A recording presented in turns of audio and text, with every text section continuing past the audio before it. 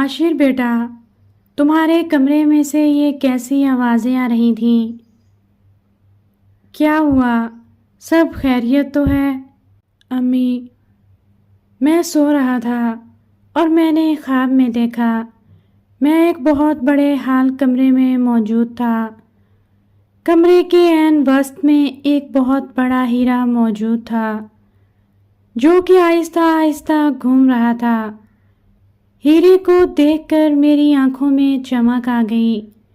میں نے سوچا، اتنا بڑا ہیرا اگر یہ مجھے مل جائے تو میری ساری خواہشیں پوری ہو جائیں گی۔ میں نے ہیرے کی طرف بھاگنا شروع کیا، مگر میں جتنا دوڑتا ہیرا مجھ سے اتنی ہی دور ہوتا جا رہا تھا۔ میں نے آوازیں دیں، رکو رکو رکو، اور اچانک میری آنکھ کھل گئی۔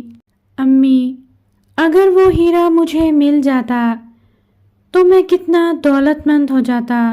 بیٹا، تمہیں کس چیز کی کمی ہے؟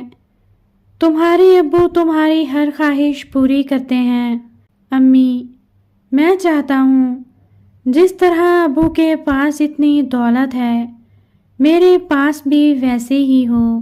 عاشر کی امی نے اسے سمجھاتے ہوئے کہا، بیٹا، اصل دولت تو علم کی دولت ہے۔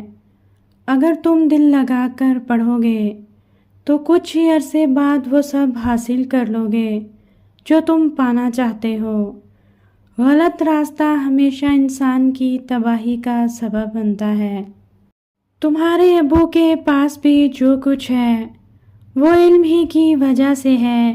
امی کی باتیں عاشر کی سمجھ میں آ گئی تھیں۔ اس نے اپنی امی سے وعدہ کیا کہ وہ دل لگا کر پڑھے گا